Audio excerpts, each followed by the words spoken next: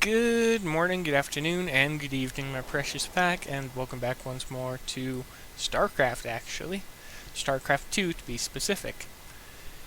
This is a versus AI fight replay, and I decided that I'd share this because again, a little bit of content that isn't Vegas helps to relieve a little bit of built-up grind stress, and, well, to put it this way, this was a harder AI. It was before I unlocked the very hard. I want to get back to where I was at before, where I could fight 2 Elite AIs to have a good time there.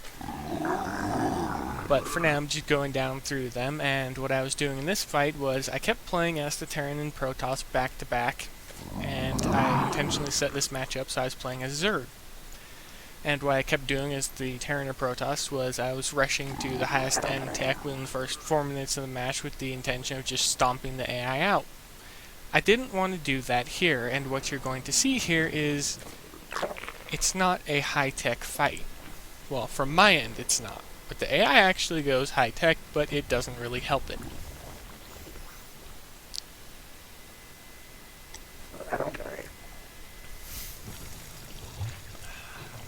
Just getting a little swig of water there, because I need it.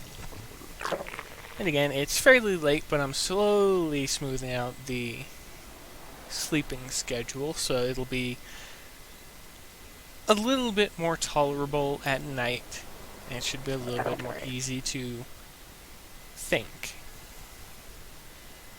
But that still takes time. For now, StarCraft. Next up should be, as I mentioned before, Vega video, because it'll be the next shot of the tutorial videos, which will be farming for the Ablative Armor, the Tungsten 3, and the Thonian Armor 3, because you're going to want them with your Dreadnought, the Behemoth, because it'll be the Dreadnought that I'm recommending you build up first, with the intention of earning the Orator immediately after. But back to the gameplay at hand. I'm very hastily spawning structures. Now I've already got a secondary base on the way, well, a second hatchery. And here's something that I rarely do at the beginning of fights, well, at the beginning of matches when I play as Zerg. I will go for base expansions, multiple of them, before I will ever consider spawning a queen. And the reason for this is because I view the additional resource income, as well as the additional hatchery, as more important than the queen, despite the fact that she can increase and overspawn on a hatchery, or any of the evolved forms of a hatchery, fairly reliably. And you could have 12, 14, 20 plus worms, well, larvae, on a single structure, well, a single hatchery, and you can use them anytime. But this way I have access to a large number of larvae again, but I can also deploy them at extremely large numbers at different locations, depending on where I want units at or where I need workers at. And as you can see in the top right, I normally what I do when I watch the replays back is I set it up so I can see the unit count on the left, with the intention of just knowing what was on the end, what the AI was doing, or what the opponent was doing at that time, and just try and guess what they were doing based on what I saw. And even now, even when I watch the replays back, I don't enable the AI, well, I don't enable the view everything camera, because I like to be able to take guesses at what the AI was doing at certain points, and try and guess around the time they would attack. Sometimes I'm extremely close, and sometimes I'm off by about 20 seconds, give or take, and those 20 seconds can mean disaster, because you could be moving to attack and wind up being attacked yourself. Perfecting timing is something that most people who play RTS games know it's extremely important. And being able to anticipate an attack in advance is always a necessity as well. Preparing for an attack is an entirely different story. And I'm not going to go into tutorials or anything like that, because I like playing RTS games primarily for fun. Vega being excluded from that list, because that mainly it's for views currently, but I'm making tutorials and I'm going to be sharing ways that I mess around in Vega to have a little bit of fun, because playing the game in an untraditional way does at least help and make it enjoyable. But playing it as it is, it's not quite enjoyable. And one thing I'm guilty of doing in StarCraft in 1 and 2 currently is hoarding resources. I will save up enough to be able to drop another 2, 3, 4, 5 hives, and this is especially applies to Zerg, and for some reason I never do, because I begin to focus too heavily on unit production, where I could actually increase that unit production by, again, spawning additional bases, because right now I have enough for 2 additional hatcheries, 3 additional hatcheries now. And again, I could have spawned them, and I should have, because it would have increased my presence on the battlefield, as well as given me just a little bit more of an income to be able to mass spawn my Zerglings. Oh, and by now you probably realized this is the low-tech strategy I was using. I was just mass spamming and upgrading Zerglings with the sole intention of kicking the AI. I know how dangerous the siege tanks can be, because they're my go-to vehicle when I play as Terran, and that was just a primary focus them out of the fight right there. And take a look at the resources again. I currently have almost had enough. Had I had another 150, I would have been able to spawn 4 hatcheries. And there I go now, establishing the additional hatcheries, and I should have done this around the 3-minute or 4.5-minute mark roughly, or the 3-minute 30-second mark for the first one, and the 4-minute 30-second mark for the additional hatcheries there and there.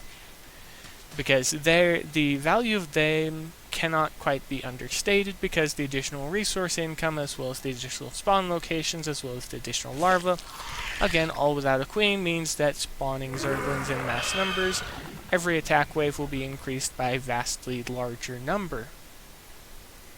Oh, and there's a queen now, so now she gets to start spawning larvae on each of the hatcheries and just vastly increasing that number as well.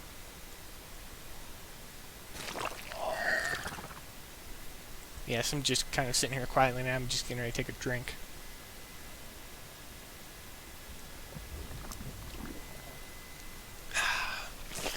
Nice, refreshing, cold water.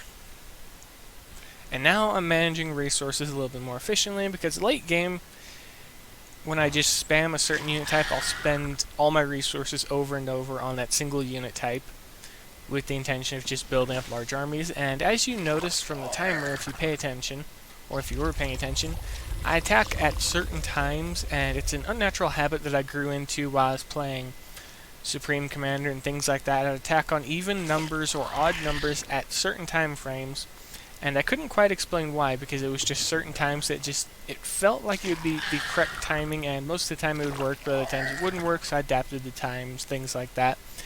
It's just a little unnatural habit that I have that I figured I'd just explore a bit and let you know. Now, this is the second wave, and as I said, each wave would grow stronger and stronger because there'd be more and more of them. However, this is the wave that actually crushes the AI, because I decimated its defense with the last wave, and I've produced vastly more Zerglings this time around, and as you can see, that's all they got to produce. However, as we can see up at the top, the AI was actually hoarding its resources, and it also didn't deploy the siege tanks. And the harder AIs, and especially the Elite, I know that they typically have a defensive army and an offensive army, and the defensive army will always stay near their base, and they'll very rarely leave it, and it's just so that the player cannot do tactics like this where they can rush you. Instead, they will have an on-the-go attack force that typically will harass new base outposts, things like that. They'll go after workers, they'll just sabotage you as often as you can. And that's a tactic that I took from them as well, is once I get into their main base, I'll typically actually turn around and go back to the previous base if I know they have another one elsewhere, with the sole intention of completely sabotaging it, ripping it apart, and just making full use of my units. Or in this case, the spam of units. And at the same time, as you noticed, every now and then I'll select my hatcheries, and I'll spawn a bunch more Zerglings, and here comes another bunch of them. A little too late to go into siege now, buddy. Gone now. Can't wait to get back to fighting the Elite AIs, because they were just one of the funner aspects that I always loved, but another reason for me farming these ones is because I'm going through the versus AI menu, because I actually want to farm experience, because the war chest that's currently active we can get free stuff from is the one for some of the classic units. You can get classic Marine, classic Hydralisk, and a classic Zealot, and all of them despite their appearance, I actually am fond of them. But the video is coming to a close very shortly. There's about 20 seconds left. The AI, as you can see, I just swarmed it with Zerglings over and over. And had I been playing tech-wise, I would have just farmed the entire thing with nothing but Ultralisks. But that's going to be it. I hope you enjoyed it. Be safe out in the void, happy hunting, and as always, I'll see you in the next video.